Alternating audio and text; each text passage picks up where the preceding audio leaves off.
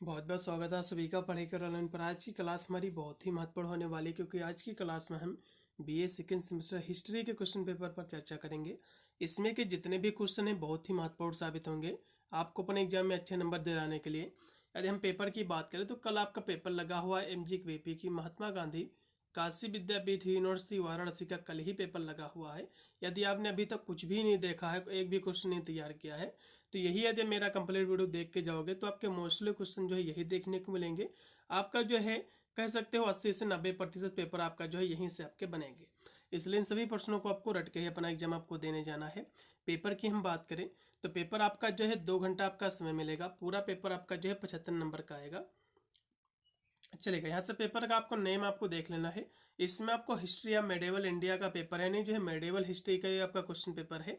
इसमें आपको पढ़ना है 1206 एडी से लेकर के जो है 1757 एडी में आपको पढ़ना है। मैंने आपके प्राचीन इतिहास का जो है मॉडल पेपर ऑलरेडी मैंने अपलोड कर रखा है।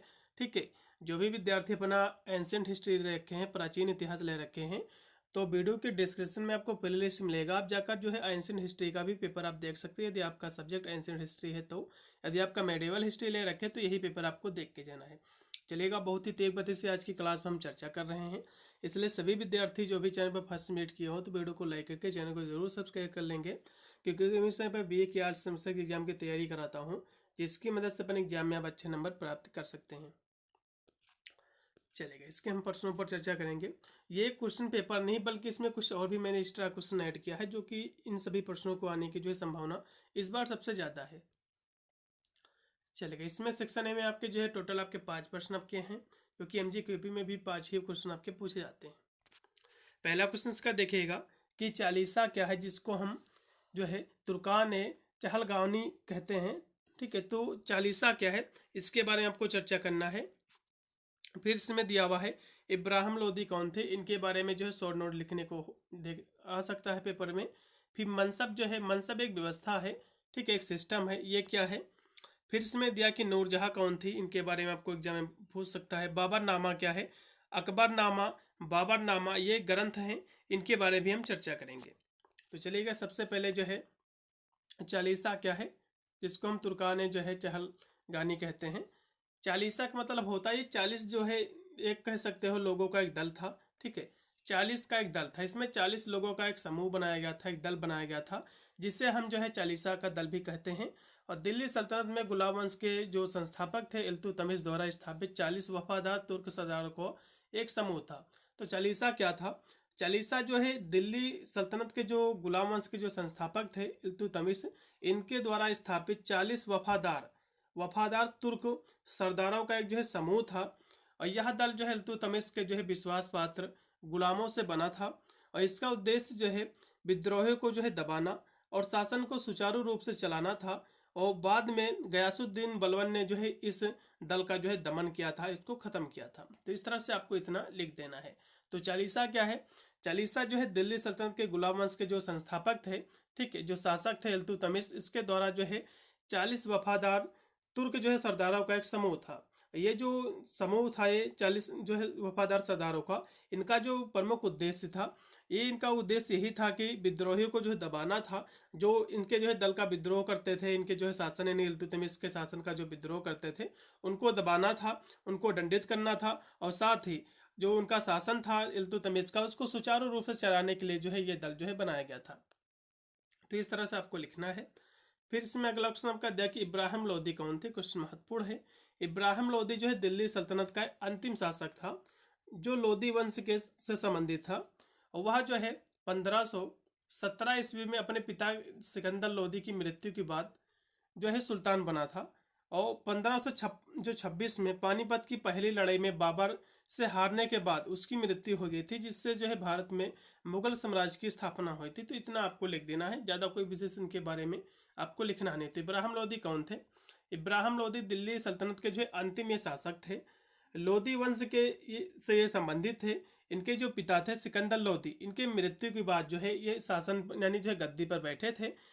बाद में जो युद्ध हुआ था 1526 में, तो 1526 का जो युद्ध हुआ, इसमें जो है इनकी हार हुई और इसी युद्ध में जो है इनकी मृत्यु हो गई थी। इसके बाद जो है भारत में मुगल साम्राज्य की स्थापना हुई। तो इस तरह से आपको इनके बारे में लिखना है। इतना आपको लिख देना है इब्राहिम लोदी के बारे में। ठीक है, चलेगा। हम यहाँ से देखेंगे फिर अगला क्वेश्चन कि नूरजहाँ कौन थी। नूरजहाँ जिनका जो है असली नाम मेहरुन्निसा था, मुगल बादशाह जहांगीर की जो है 20वीं पत्नी थी। कौन थी? जहांगीर की 20वीं पत्नी थी, 20वीं और अंतिम पत्नी थी। वह अपने पति के शासनकाल के दौरान एक प्रभावशाली व्यक्ति थी। ठीक है, और उन्हें जो है दुनिया की रोशनी के रूप में जो है जाना जाता था। इस तरह से आपको लिख देना है। नूरजहाँ का विवाह 1611 में जहांगीर से हुआ था। जहांगीर ने उन्हें नूर महल यानी जो है महल की रोशनी की उपाधि दी थी। बाद में जो है 1616 में नूरजहाँ दुनिया की रोशनी की उपाधि इनके जो है पति ने इनको दिया था। इतिहासकारों का मानना है कि नूरजहाँ अपने पति के शासनकाल के दौरान सिंहासन के पीछे जो है वास्तविक शक्ति थी। तो इस तरह से आपको इनके बारे में थोड़ा सा लिख देना है बस। तो नूरजहाँ कौन थी? ये जहांगीर की जो है 20वीं और अंतिम पत्नी थी, और इनको जो है कह सकते हो जहांगीर ने नूर महल की उपाधि दी थी। ठीक है, उसके बाद इनको जो है 1616 ईस्वी में नूरजहाँ जो कि दुनिया की रोशनी की इनको उपाधि दी गई थी। इतिहासकारों का मानना था कि नूरजहाँ जो है अपनी पति के शासनकाल के दौरान सिंहासन के पीछे की वास्तविक जो क्या थी शक्ति थी। इस तरह से आपको इनको लिख देना इनके बारे में थोड़ा सा बस। अगला देखो फिर अकबरनामा क्या है और बाबरनामा क्या है। ये दोनों क्वेश्चन एग्जाम में एक ना एक क्वेश्चन इसमें से जरूर बनेगा। या तो पूछ लेगा कि बाबरनामा क्या है, या फिर पूछेगा कि अकबरनामा क्या है। तो अकबरनामा, बाबरनामा ये मुगल काल के दो महत्वपूर्ण जो है ऐतिहासिक ग्रंथ हैं।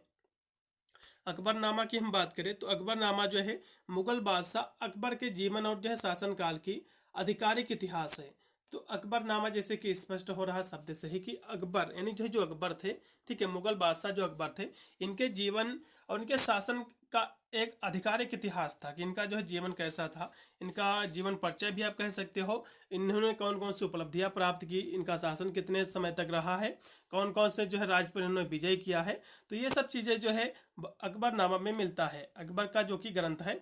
और ये जो ग्रंथ था, ठीक है, ये जो अकबरनामा है इसको जो लिखा था अबुल फजल ने लिखा था। किसने लिखा था? अबुल फजल ने जो है अकबरनामा लिखा था। यदि हम बाबरनामा की बात करें, जो कि बाबरनामा जो था मुगल वंश के जो संस्थापक थे बाबर की आत्मकथा थी, जिसे जो है उन्होंने स्वयं जो है तुर्की भाषा में लिखा था। आत्मकथा जो होती है, देखो आत्मकथा जो है स्वयं लिखी जाती है, जीवनी जो होती है ये कोई दूसरा व्यक्ति लिखता है। तो आत्मकथा जो की है ये बाबर का, ये बाबरनामा, तो इसको जो कि मुगल बादशाह जो बाबर थे इसको उन्होंने खुद लिखा था। ठीक है, तो इन्हीं के जो है मुगल बादशाह अकबर के बारे में जो है इनकी आत्मकथा है, इनकी बायोग्राफी है। तो इस तरह से आपको लिख देना जो कि तुर्की भाषा में लिखी गई थी। तो इतना आपको इनके बारे में लिखना है।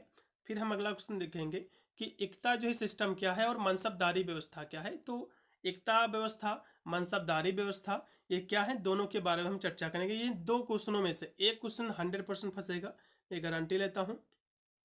चलेगा, सबसे पहले इक्ता व्यवस्था क्या है इसके बारे में थोड़ा सा हम चर्चा करेंगे। तो इक्ता व्यवस्था जो है दिल्ली सल्तनत के एक प्रमुख प्रशासनिक और जो है राजस्व प्रणाली थी, जिसे इल्तुतमिश द्वारा जो है शुरू किया गया था। तो इक्ता व्यवस्था क्या थी? इक्ता व्यवस्था कह सकते हो दिल्ली सल्तनत का एक प्रमुख प्रशासनिक और राजस्व प्रणाली थी, जिसे इल्तुतमिश द्वारा जो है शुरू किया गया था। यह जो है व्यवस्था भूमि को छोटे छोटे हिस्सों में विभाजित करके अधिकारियों और सैनिकों को जो है दी जाती थी।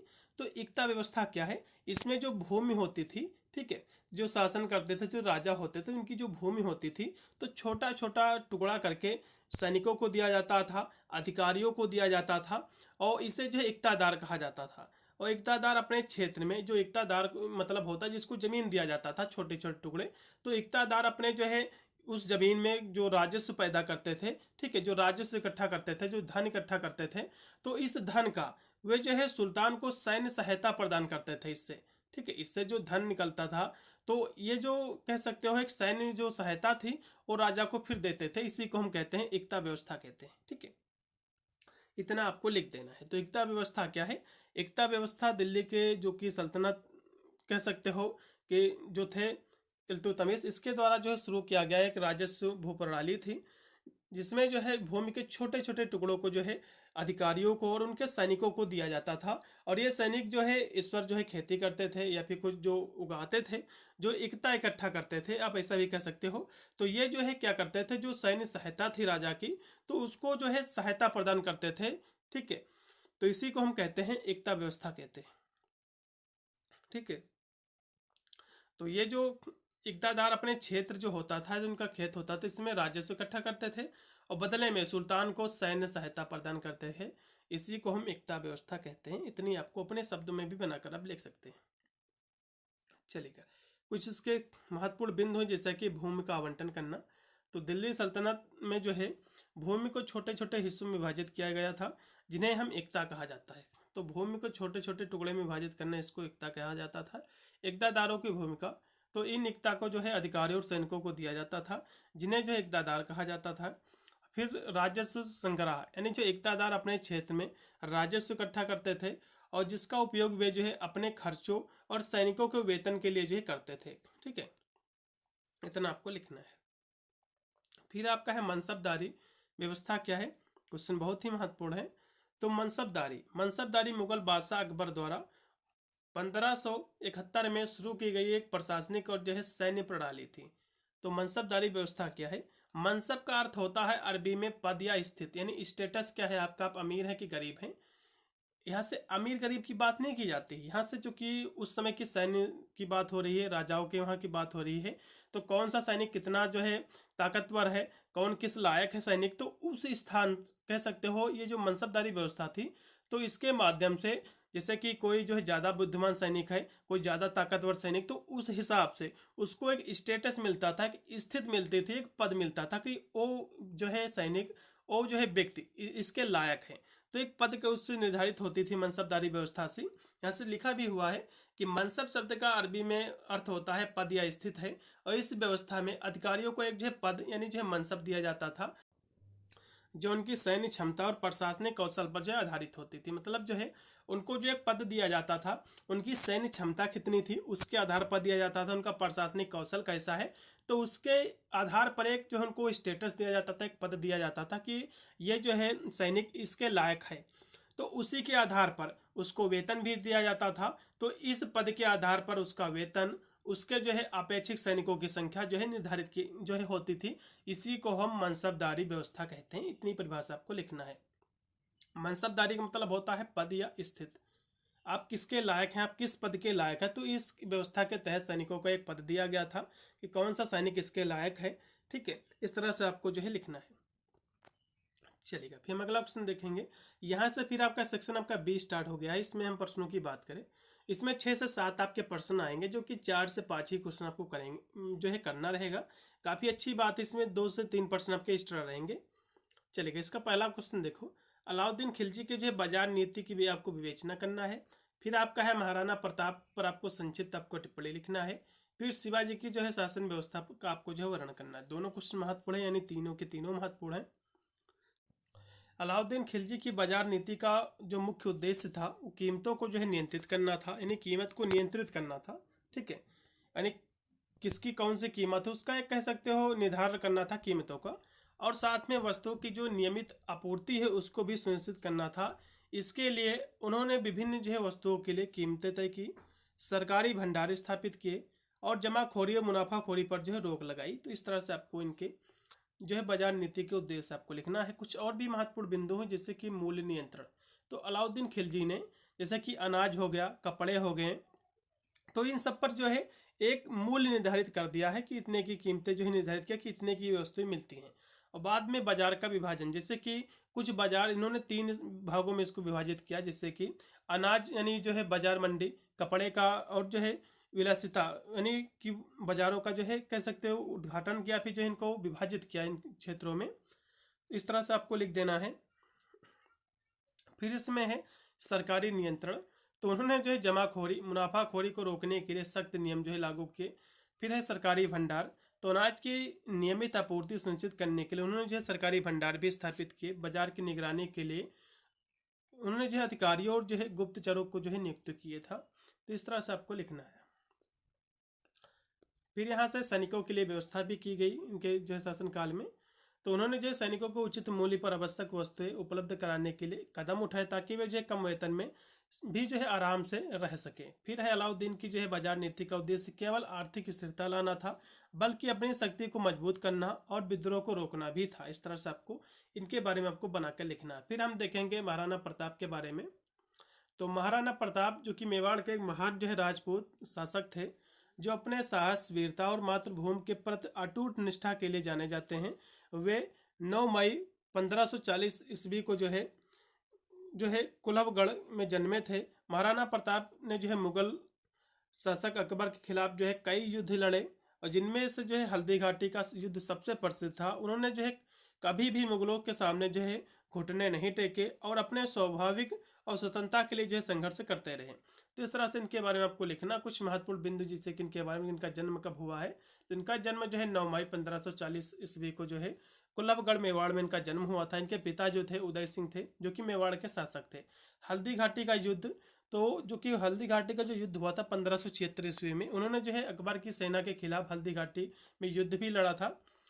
और बात कहें से कुछ बिंदु और, जैसे कि वीरता, तो महाराणा प्रताप एक जो है महान योद्धा, राजनीतिकार थे। उन्होंने जो अपने साहस और वीरता को जो है सबको प्रभावित किया था। फिर है स्वाभिमान, तो उन्होंने जो है कभी भी जो है मुगलों के सामने झुकना जो है स्वीकार नहीं किया और अपने जो है स्वाभिमान की रक्षा की। स्वतंत्रता की हम बात करें तो उन्होंने जो है मेवाड़ की स्वतंत्रता के लिए संघर्ष किया और कभी भी जो है हार नहीं मानी। तो इस तरह से इसके बारे में आपको लिखना है। फिर है शिवाजी के बारे में हम बात करें तो शिवाजी की जो है शासन व्यवस्था के बारे में पूछा है। तो शिवाजी की जो है शासन व्यवस्था एक सुव्यवस्थित और केंद्रीकृत प्रणाली थी, जिसमें अष्टप्रधान नामक 8 जो है मंत्रियों की एक परिषद थी, जो राजा का जो है सलाह देती थी। तो शिवाजी की आपने पढ़ा होगा कि अष्टप्रधान, तो अष्टप्रधान के बारे में एग्जाम में फंस सकता है कि अष्टप्रधान शिवाजी की जो व्यवस्था लागू की थी तो ये क्या है। तो ये कह सकते हो कि शिवाजी की जो शासन व्यवस्था था ये एक सुव्यवस्थित थी और साथ में केंद्रीकृत प्रणाली थी, और जिसमें अष्टप्रधान नामक 8 मंत्रियों की एक परिषद थी जो राजा का जो है सलाह देती थी। और शिवाजी ने जो अपने राज्य को जो है प्रांतों, जिलों और जो है गाँवों में जो विभाजित किया और प्रत्येक इकाई के लिए अधिकारियों की नियुक्ति की। उन्होंने न्याय, राजस्व और सैन्य प्रशासन में भी जो है सुधार किए, और उनका जो है शासन धर्म व्यवस्था सामाजिक न्याय पर आधारित था। इस तरह से आपको इनके बारे में आपको लिख देना है। कुछ इनके महत्वपूर्ण विशेषता है, जैसा कि केंद्रीय प्रशासन में हम बात करें तो अष्टप्रधान, ये क्वेश्चन जब बन सकता है कि अष्टप्रधान क्या है। तो ये जो है कह सकते हो शिवाजी ने अपने प्रशासन के सहायता के लिए 8 मंत्रियों की जो है नियुक्ति की थी, जो अष्टप्रधान के नाम से जाने जाते थे, जो है राजा को जो है सलाह देते थे। फिर इसमें है पेशवा, तो पेशवा मंत्रियों में सबसे प्रमुख थे और उन्हें जो प्रधानमंत्री के रूप में जो है जाना जाता था। तो इस तरह से आपको लिखना है। फिर यहाँ से आपका सेक्शन सी स्टार्ट हुआ। इससे हम प्रश्नों की बात करें तो इसमें 4 ही क्वेश्चन आएंगे, जो कि 2 ही क्वेश्चन आपको इसमें से करने पड़ेंगे। तो चलेगा, इनके हम प्रश्नों को भी हम देखेंगे। सबसे पहला क्वेश्चन देखिएगा कि इल्तुतमिश की प्रारंभिक जो समस्या क्या थी और उन्होंने जो इसका समाधान कैसे किया है, ये आपको बताना है। फिर इसमें अगला क्वेश्चन है कि शेर शाह सूरी द्वारा स्थापित शासन व्यवस्था का आपको जो है संक्षेप में लिखना है। फिर अगला क्वेश्चन आपका कि औरंगजेब की दक्षिणी नीति का आपको मूल्यांकन करना है, ये भी क्वेश्चन महत्वपूर्ण है। फिर मुगल काल में आर्थिक स्थिति का उल्लेख आपको करना है, और भारत में सूफी आंदोलन की प्रमुख आपको विशेषता आपको बतलाना है। क्वेश्चन बहुत ही महत्वपूर्ण है। चलेगा, हम सभी 4 क्वेश्चनों को हम देखेंगे। सबसे पहले इल्तुतमिश के बारे में देखेंगे। तो इल्तुतमिश दिल्ली सल्तनत का एक जो है महत्वपूर्ण शासक था, जो कि 1211 ईस्वी से लेकर 1236 ईस्वी तक शासन किया था, और वह एक जो है गुलाम था। वह क्या था? इल्तुतमिश एक गुलाम था। किसका गुलाम था? कुतुबुद्दीन ऐबक ने जो है इसको खरीद के लाया था, और इल्तुतमिश ने जो है दिल्ली सल्तनत को मजबूत किया और उसे जो है एक सुव्यवस्थित राज्य बनाया। अपनी प्रारंभिक समस्याओं का समाधान करने के लिए उसने जो है मंगोल आक्रमण से अपने जो है राज्य की रक्षा की, आंतरिक विद्रोह को दबाया और राजपूत शासकों को जो है अपने अधीन किया। तो इस तरह से आपको इनके बारे में लिखना है। फिर हम देखेंगे शेर शाह सूरी के बारे में। तो शेर शाह सूरी द्वारा स्थापित शासन व्यवस्था एक मजबूत और केंद्रीकृत व्यवस्था थी, जिसमें न्याय, राजस्व, सैन्य प्रशासन में सुधार किए गए। उन्होंने जो है कुशल प्रशासनिक व्यवस्था बनाई, जिसमें प्रांतों, जिलों और जो है गाँव को सुव्यवस्थित जो है किया गया। इस तरह से आपको इनके बारे में लिखना है। कुछ इनके जो शेर शाह सूरी के शासन की कुछ महत्वपूर्ण बिंदु है, जैसे कि एकीकृत जो है प्रशासन। तो शेर शाह सूरी ने जो एक मजबूत एकीकृत जो है प्रशासन की व्यवस्था की, जिसमें सभी महत्वपूर्ण जो है निर्णय जो है राजा द्वारा जो है लिए जाते थे।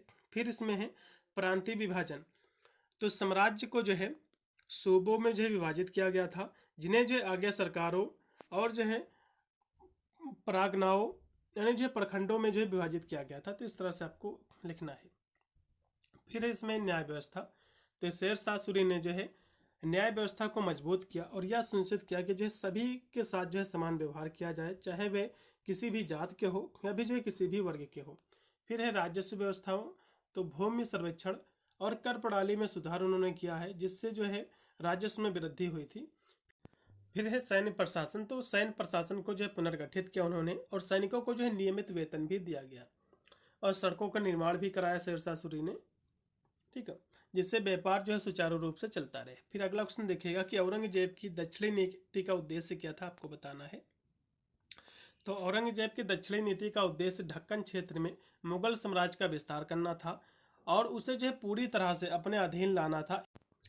इस नीति में बीजापुर और जो है गोलकुंडा की जो है सुल्तानों को जो है जीतना और मराठा साम्राज्य को दबाना इसमें जो है शामिल थे। हालांकि यह जो है नीति मुगल साम्राज्य के लिए विनाशकारी साबित हुई, क्योंकि इससे जो है संसाधनों की जो है भारी बर्बादी हुई, मराठा शक्ति बढ़ी और अंततः जो है मुगल साम्राज्य के पतन का एक कारण जो है, प्रमुख कारण भी जो है यही बनी दक्षिणी नीति औरंगजेब की। इस तरह से आपको लिखना है। औरंगजेब की दक्षिणी नीति की हम मूल्यांकन की बात करें तो जैसे कि विस्तारवादी महत्वाकांक्षा, तो औरंगजेब की दक्षिणी नीति का जो उद्देश्य था दक्कन क्षेत्र में मुगल साम्राज्य का विस्तार करना था और बीजापुर और जो है गोलकुंडा का पर जो है विजय, तो उसने जो है बीजापुर गोलकुंडा के जो है सुल्तानों पर जो है आक्रमण किया और उन्हें जो है 1686 और जो है 1687 में क्रमशः जो है जीत लिया। फिर है मराठा संघर्ष, तो औरंगजेब का जो है मराठा शासक शिवाजी और उसके उत्तराधिकारियों के साथ लगातार संघर्ष चला। मराठा को जो है हारने के प्रयास में उन्हें जो है भारी नुकसान जो उठाना पड़ा। फिर है संसाधनों की बर्बादी, तो ढक्कन के युद्धों के कारण मुगल जो है खजाना जो है खाली हो गया और सेना भी जो है कमजोर हो गई। इस तरह से आपको लिखना है। फिर है मुगल काल में अर्थव्यवस्था, तो मुगल काल की जो अर्थव्यवस्था थी मुख्य रूप से कृषि, व्यापार और विनिर्माण पर आधारित थी। कृषि जो कि अधिकांश आबादी का मुख्य व्यवसाय था, राज्य की आय का प्रमुख स्रोत भी था, फिर साधन था। इसके अलावा भारत के जो वस्त्र थे, जो मसाले थे और जो हस्तशिल्प थे, इसका जो है विदेश में निर्यात करते थे, यानी इसको बेचते थे, जिससे व्यापार और जो है वाणिज्य को बढ़ावा मिलता था। व्यापार और जो वाणिज्य था उसको बढ़ावा मिलता था। इस तरह से आपको लिखना है। फिर इसमें अगला क्वेश्चन है जो कि महत्वपूर्ण क्वेश्चन बहुत ही है कि भारत में सूफी आंदोलन की प्रमुख जो है विशेषता क्या थी, आपको बताना। क्वेश्चन बहुत ही महत्वपूर्ण है। तो इसकी जो प्रमुख विशेषता थी वो थी ईश्वर के प्रति जो है प्रेम और भक्ति, सादा जीवन, गुरु शिष्य परंपरा, मानवतावादी दृष्टिकोण, धार्मिक सहगुणता, ये सभी क्या थी, इसकी विशेषता थी। तो सूफी संत जो है ईश्वर तक पहुंचने के लिए प्रेम और भक्ति के मार्ग पर चलते थे। उन्होंने जो है सामाजिक भेदभाव, रूढ़िवादी धार्मिक प्रथाओं का जो है विरोध किया। तो सूफी आंदोलन की कुछ विशेषता जो कि एग्जाम में फंसेंगे, जैसे कि प्रेम और जो है भक्ति। तो सूफी आंदोलन में ईश्वर के प्रति प्रेम और जो है भक्ति को सबसे महत्वपूर्ण माना जाता था और सूफी संत मानते थे कि प्रेम और जो है भक्ति के माध्यम से ही जो है ईश्वर तक जो है पहुंचा जा सकता है। और दूसरे हम बात करें इसकी विशेषता की जो है सादा जीवन, तो सूफी संत जो है सादा जीवन जीते थे और जो है शारीरिक जो है सुख दुखों से जो है दूर रहते थे और उन्होंने जो है भौतिकवादी जीवन शैली का विरोध किया, तपस्या और सादगी पर जो है जोर दिया। फिर है गुरु शिष्य परंपरा, तो सूफी आंदोलन में गुरु शिष्य परंपरा का बहुत ही महत्व था और सूफी संत अपने जो है गुरु से शिक्षा ग्रहण करते थे और उनके जो है मार्गदर्शन में ईश्वर की जो है भक्ति करते थे। फिर है मानवतावादी दृष्टिकोण, तो सूफी आंदोलन में मानवतावादी दृष्टिकोण पर जोर दिया गया था और सूफी संत जो है सभी मनुष्यों को समान मानते थे, उनके साथ जो है प्रेम और दया का जो है व्यवहार करते थे। इस तरह से आपको इसकी विशेषता लिखना है। फिर यहाँ से हम कुछ क्वेश्चन और भी इसमें ऐड किया है, जिससे कि कुतुबुद्दीन ऐबक कौन था और मुगल इतिहास में बैरम खां की क्या भूमिका, इसकी मूल्यांकन करना है। इसके बाद है कि बलवन के राज्य सिद्धांत की आपको समीक्षा करना। फिर शिवाजी कौन थे, तो शिवाजी के बारे में वैसे तो मैंने करा था, लेकिन यहाँ से हम फिर से देखेंगे। तो कुतुबुद्दीन ऐबक कौन था। कुतुबुद्दीन ऐबक जो है दिल्ली सल्तनत के गुलाम वंश का संस्थापक था और जो कि 1206 से लेकर 1210 ईस्वी तक जो है शासक रहा वहाँ का, और वह मूल रूप से जो है मोहम्मद गौरी का जो है गुलाम था। मोहम्मद गौरी का एक गुलाम था, लेकिन अपनी योग्यता और वफादारी के कारण जो उच्च पदों पर जो है पहुंचा। और ऐबक ने 1206 ईस्वी में मोहम्मद गौरी की जो है मृत्यु के बाद दिल्ली सल्तनत की स्थापना और लाहौर को अपने जो है राजधानी बनाया और उसने जो है कुतुब मीनार का निर्माण करवाया और कुब्बत उल इस्लाम मस्जिद की नींव भी रखी और अपनी जो उदारता के कारण उन्हें जो है लाख बख्शने जो है लाखों का दान देने वाला भी जो है कहा जाता था। और 1210 ईस्वी में घोड़े से जो है गिरकर उनकी मृत्यु हो गई थी। इस तरह से आपको इनके बारे में इतना आपको लिखना है। फिर है बैरम खां, तो बैरम खां मुगल इतिहास में एक महत्वपूर्ण व्यक्ति थे और जिन्होंने जो है हुमायूं और अकबर के शासनकाल में महत्वपूर्ण जो है भूमिका निभाई थी। वे जो है एक कुशल सैन्य कमांडर, राजनेता और अकबर के जो है संरक्षक भी थे। पानीपत की दूसरी लड़ाई में उनकी भूमिका हेमू को हराने और मुगल साम्राज्य को मजबूत करने में विशेष रूप से उल्लेखनीय है। हालांकि बाद में अकबर के साथ उनके मतभेद हुए और उन्हें जो है मक्का जाने के लिए कहा गया और जहां उनकी जो है मृत्यु कर दी गई थी। तो इस तरह से आपको जो है इनके बारे में भी लिख देना है। फिर हम शिवाजी के बारे में देखेंगे। तो छत्रपति शिवाजी महाराज मराठा साम्राज्य के संस्थापक, एक महान योद्धा, राजनीतिकार और जो है शासक थे। उनका जन्म जो है 19 फरवरी 1630 ईस्वी को जो है शिवनेरी जो है किले में हुआ था। उन्होंने जो है मुगल साम्राज्य के खिलाफ संघर्ष किया, मराठा स्वराज्य की स्थापना की और शिवाजी महाराज को एक बहादुर और न्यायप्रिय शासक के रूप में जो है याद किया जाता है। इस तरह से आपको इनके बारे में लिखना है। तो यहाँ से इनका संक्षिप्त आप चाहे इनका जीवन परिचय भी देख सकते हैं, एग्जाम में हो सकता है पूछ ले। इनका जो जन्म हुआ था 19 फरवरी 1630 ईस्वी में शिवनेरी किले पुणे में इनका जो है जन्म हुआ था। इनके जो पिता थे शाहजी जो है भोसले इनके पिता थे। इनकी माता जो है जीजाबाई थे। ये जो संस्थापक थे, मराठा साम्राज्य के संस्थापक थे। इनके जो प्रमुख युद्ध थे, सिंहगढ़ की लड़ाई, प्रतापगढ़ की लड़ाई। इनकी उपलब्धियों की हम बात करें तो मुगल साम्राज्य के खिलाफ इन्होंने संघर्ष किया, मराठा स्वराज की स्थापना किया और गोरिल्ला जो है युद्ध, नौसेना रणनीतियों में जो है महारत थे ये, और राजस्व संग्रह, न्यायिक प्रणाली और सामाजिक सुधार भी इन्होंने जो है किए थे। इनकी मृत्यु की बात करें तो 3 अप्रैल 1680 ईस्वी में जो इनकी मृत्यु हो गई थी। शिवाजी महाराज को एक महान शासक, योद्धा और जो है स्वतंत्रता सेनानी के रूप में जो है जाना जाता है। उन्होंने अपने जो है जीवन काल में कई जो है किलों पर विजय प्राप्ति की, मराठा साम्राज्य को मजबूत किया। शिवाजी महाराज की वीरता, न्यायप्रियता की कहानी आज भी जो है लोगों को प्रेरित करती है। तो इस तरह से आपको इनके बारे में लिख देना है। ठीक है भाई, इतने ही क्वेश्चन थे। आपको इतने क्वेश्चन आपको देख लेना है। इसमें से काफ़ी क्वेश्चन आपको अपने एग्जाम में देखने को मिलेंगे। मिलता है वीडियो के लिए, तब तक सभी को thank you for watching this video.